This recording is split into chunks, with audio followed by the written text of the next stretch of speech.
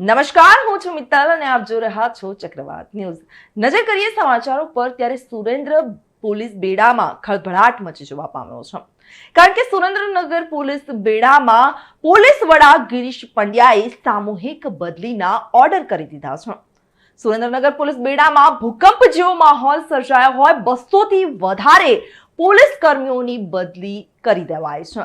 બદલીનો ગંજી પહોંચી પાયા હોય અને અનેક વહીવટદારોએ હાલ ફોન પર ફોન કરવાનું ચાલુ કરી દીધું છે. ત્યારે અચાનક જ સામૂહિક બદલીઓથી પોલીસ બેડામાં ચકચાર મચી જવા પામી છે.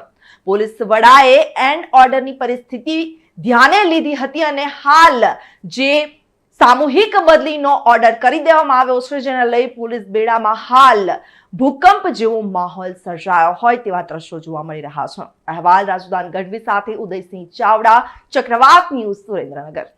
સુનિતા વિલિયમ્સ અને બુચ વિલ્મોર પૃથ્વી પર પરત આવી ચૂક્યા છે. આંતરરાષ્ટ્રીય અવકાશ મથકમાંથી પૃથ્વી પર આવતા જ અવકાશ યાત્રીઓને 17 કલાક લાગ્યા હતા. નાસા અવકાશ યાત્રી સુનિતા વિલિયમ્સે બુધવારે સવારે 3 કલાક અને 27 મિનિટે ફ્લોરિડાના દરિયાકાંઠે સ્પેસએક્સ ડ્રેગન ફ્રીડન અવકાશ યાનમાં મુસાફરી કરીને પૃથ્વી પર પગ મૂક્યો હતો. કેપ્સ્યુલ પાણીમાં પડતાની સાથે જ આ કામગીરીમાં સામેલ અધિકારીઓએ રાહતનો શ્વાસ લીધો છે.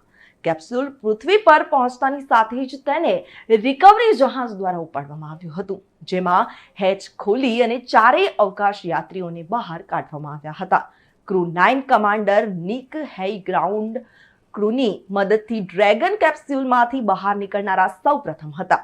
આ પછી રોસ કોસ્મોસ અવકાશ યાત્રી એલેક્ઝાન્ડર ગોર્બુનોલ બહાર આવ્યા હતા અને આ પછી સુનિતા વિલિયમ્સને બહાર મોકલવામાં આવ્યા હતા. કેપ્સ્યુલમાંથી બહાર આવતા તેઓએ તેમનો હાથ લહેરાવ્યો હતો અને સ્મિત કર્યું અને પૃથ્વીના ગુરુત્વાકર્ષણનો અનુભવ કર્યો હતો. બુચ વિલ્મોર કેપ્સ્યુલમાંથી બહાર નીકળનારા છેલ્લા અવકાશ યાત્રી હતા. અવકાશ યાત્રીઓ સુરક્ષિત રીતે બહાર આવ્યા ત્યારે બધા ખુશ દેખાયા હતા અને હવે તેમને હ્યુસ્ટન મોકલવામાં આવશે, જ્યાં તેઓ 45 દિવસના પુનર્વસન કાર્યક્રમમાંથી પસાર થશે. મહત્વના સમાચાર ધોરાજીથી સામે આવ્યા છે. ધોરાજી નગરપાલિકાના પ્રમુખનું રાજીનામું પડી ગયું છે. ધોરાજીના નગરપાલિકાના ભાજપના પ્રમુખનો ભોગ લેવાયો હોય તેવા અહેવાલ સામે આવી રહ્યા છે. માત્ર 13 જ દિવસમાં રાજીનામું ધરી દેવામાં આવ્યું હોય. નગરપાલિકાની કામગીરી ખૂબ જ હોય અને પ્રમુખની કાર્યક્ષમતા ન હોય તેમજ અંગત પારિવારિક કારણોના લીધે રાજીનામું આપ્યાનો ઉલ્લેખ કરવામાં આવ્યો છે. નગરપાલિકાના પ્રમુખ બન્યા બાદ તેમનો દારૂની બોટલ સાથેનો એક વિડીયો પણ વાયરલ થયો હતો. ત્યારે રાજીનામું આપતાની સાથે જ મીડિયા સામે નિવેદન આવ્યું હતું અને વિવાદ સામે આવ્યા બાદ જ પ્રદેશ ભાજપ સંગઠનના આદેશથી રાજીનામું આપ્યું કે કેમ તે અંગે અનેક સવાલો ઊભા થયા છે. પ્રમુખ બન્યા ત્યારથી જ સંગીતાબેન બારોટ સોશિયલ મીડિયામાં ચર્ચામાં આવ્યા હતા. જોકે ધોરાજી નગરપાલિકાના નવા પ્રમુખ કોણ બનશે તેને લઈને પણ ચર્ચાઓ શરૂ થઈ ગઈ છે. કઈ નહીં, મેં મારા સ્વેચ્છાએ આપ્યું છે રાજીનામું, એટલે કોઈનો કઈ વાત નથી અને પક્ષ સાથે હું જોડાયેલી જ છું. નગરપાલિકાનું કઈ પણ કામ હશે તો હું હાજર એમાં રહેવાની જ છું, પણ મારા સામાજિક કારણના લીધે અને મારી જે ક્ષમતાની શક્તિના એટલું કામ વધારે હતું એટલા માટે મેં રાજીનામું આપ્યું છે. બેન, ટૂંકા ગાળામાં જ માત્ર 13 દિવસમાં જ અચાનક આપણે એવું કે શું થયું કે રાજીનામું દેવું પડ્યું? મારી શક્તિ કરતા વધારે કામ હતું નગરપાલિકામાં, એટલા માટે મારે રાજીનામું આપવું પડ્યું. કોઈ અન્ય કારણોસર ખરું સાહેબ? નહીં, કોઈ અન્ય કારણ નથી, એમાં કોઈ અન્ય કારણ નથી. પક્ષ દ્વારા કોઈ દબાણ કે એવું કઈ? પક્ષ મારી સાથે જ છે, સંઘ મારી સાથે જ છે, મને કોઈ દબાણ પક્ષ તરફથી કે સંઘ તરફથી નથી. ગુજરાતમાં અસામાજિક તત્વોના વધતા આતંક વચ્ચે પોલીસે કાર્યવાહી શરૂ કરી દીધી છે. ગાંધીનગરના પોલીસ અધિક્ષક રવિ તેજા વાસમ શેટ્ટીએ મધરાત્રે ખાસ ઝુંબેશ હાથ ધરી છે. તેમણે એલસીબી, એસઓજી, ટ્રાફિક અને સ્થાનિક પોલીસની ટીમો સાથે ફૂટ પેટ્રોલિંગ કર્યું હતું. પેટ્રોલિંગ દરમિયાન ઘ0 સર્કલથી શરૂ કરી અને TCS રોડ, રિલાયન્સ ચોકડી અને કુડાસણના સરદાર ચોક સુધીના વિસ્તારમાં તપાસ કરવામાં આવી હતી.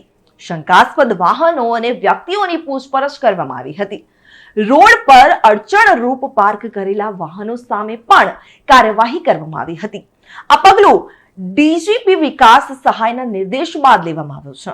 અમદાવાદના વસ્ત્રાલમાં દુકાનો અને વાહનોમાં તોડફોડની ઘટના બાદ ડીજીપીએ 100 જ દિવસમાં ગુંડા તત્વોની યાદી તૈયાર કરવા સૂચના આપી છે.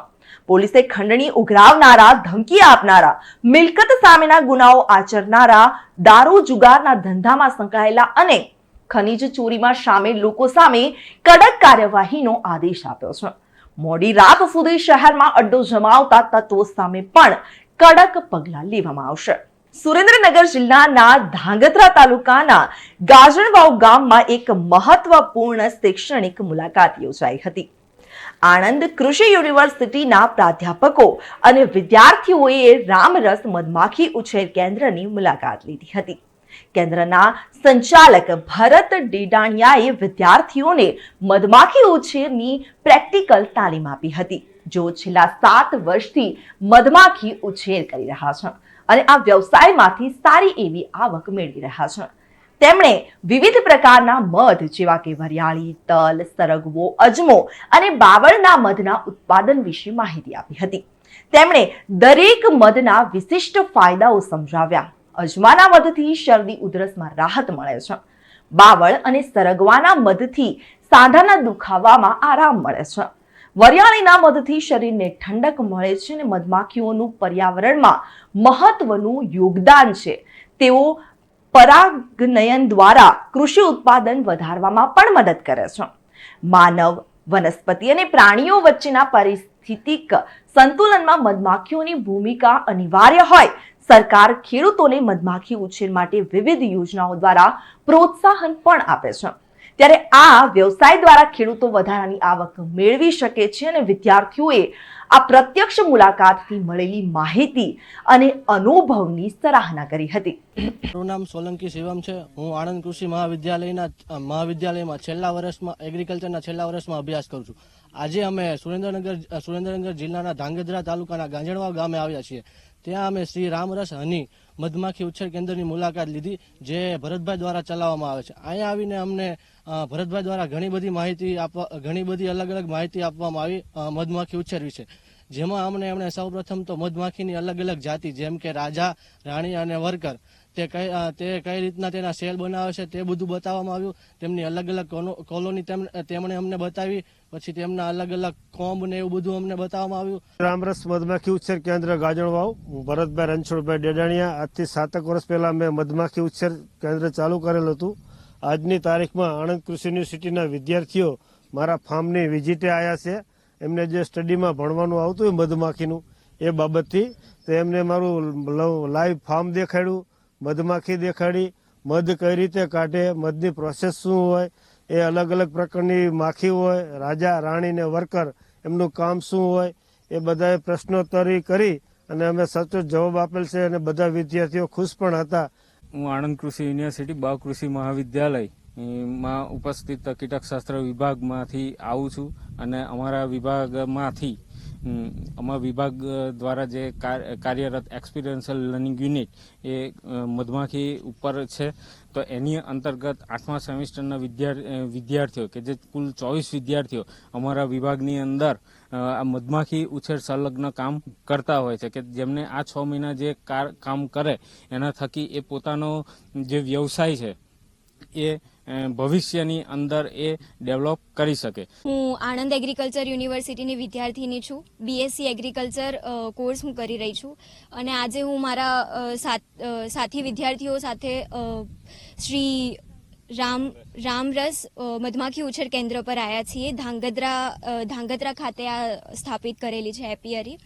અહીંયા જે ભરતભાઈ છે એમણે ખૂબ જ સરસ રીતે બધા મધના જે ફાયદા છે, પછી એનું હેન્ડલિંગ કઈ રીતે કરવાનું, એનું એક્સટ્રેક્શન કઈ રીતે કરવાનું છે, એ ખૂબ જ વિસ્તારથી અમને સમજાવ્યું છે. પાટણ નગરપાલિકાએ આજે ગુલશનનગર વિસ્તારમાં મોટી કાર્યવાહી હાથ ધરી છે. પાલિકાએ માર્ગ પર આવેલા 3 ગેરકાયદેસર દબાણો દૂર કર્યા હતા. આ કાર્યવાહી સ્વાગત ફરિયાદના આધારે કરવામાં આવી હતી.